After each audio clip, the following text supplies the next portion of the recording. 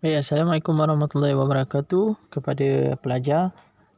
Alhamdulillah, hari ini kita bertemu lagi lah dalam kelas online di channel YouTube.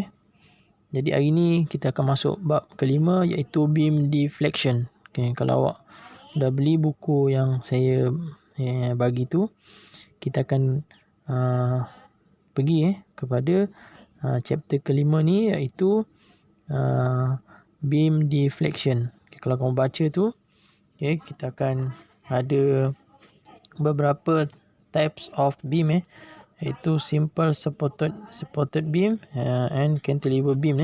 Okay, simple supported beam ni kita ada concentrated load at center of the beam dan uniformly distributed load along the beam. Okay, untuk dia macam ni dan ni macam ni. Ini beban tertumpu, ni beban teragih, seragam. Dan untuk cantilever diikat pada tepi ni, kita ada free end ni. Lepas tu kita ada kedua ialah uniformly distributed along the beam ni. Okay, dan kita ada concentrated load between the beam.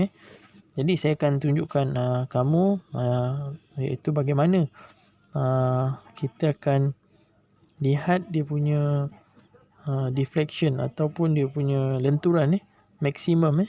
Jadi lenturan maksimum ni kita kena fahamkan dulu di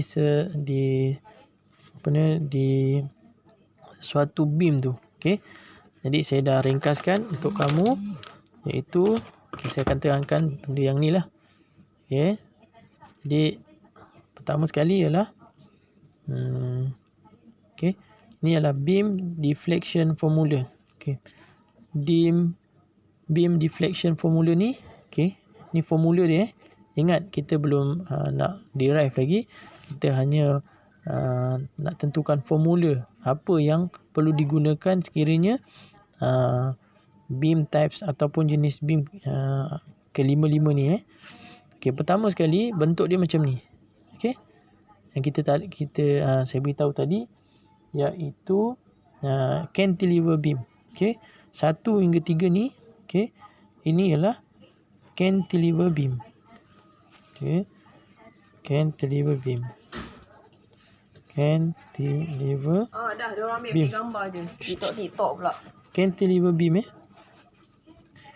Yang ini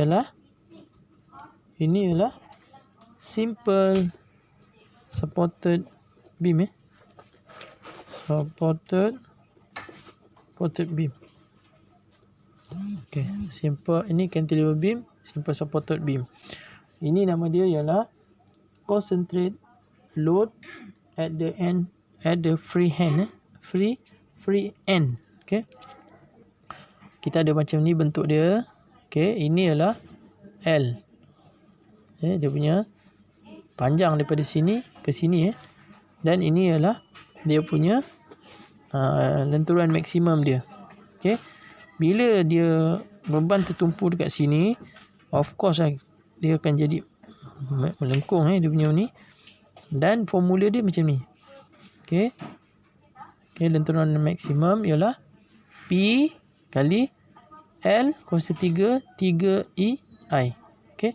Ini semua ni formula. Kita apply je. Okey. Okey. Jadi L ni sini.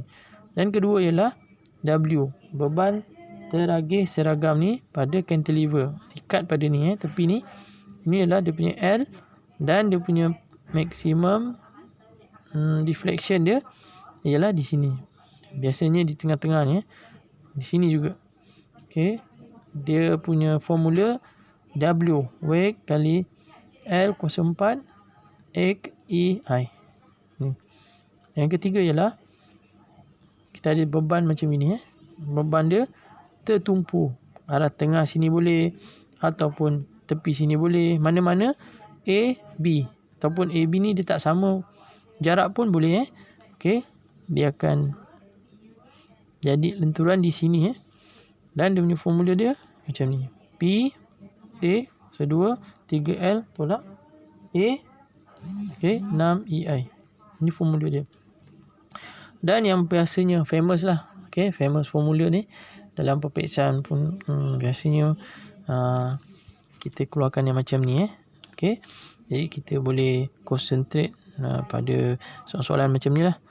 Okay, iaitu pin dan roll. Pin dan roll. Okay. Ataupun pin pun boleh juga. Okay, dia akan beban tertumpu di tengah ataupun di mana-mana lah. Okay, ini adalah dia punya benturan dia. Maksimum. Okay. Formula dia PL kuasa 3 48 EI. Okay.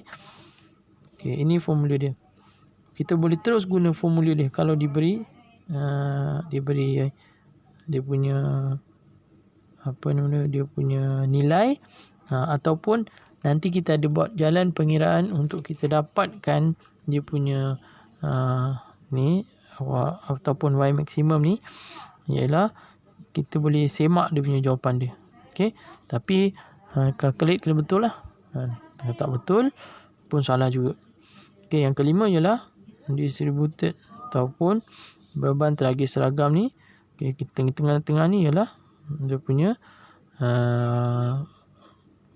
deflection maximum. Jadi dia punya formula ni lah 5 WL 04 34 EI. Jadi setakat ni saja untuk pemahaman pelajar-pelajar. Okey. Lepas ni kita akan masuk macam mana kita nak mengira. Okey. Melibatkan integration formula. Integration second method. Okey. Kita ada first integration and second integration. Sekian.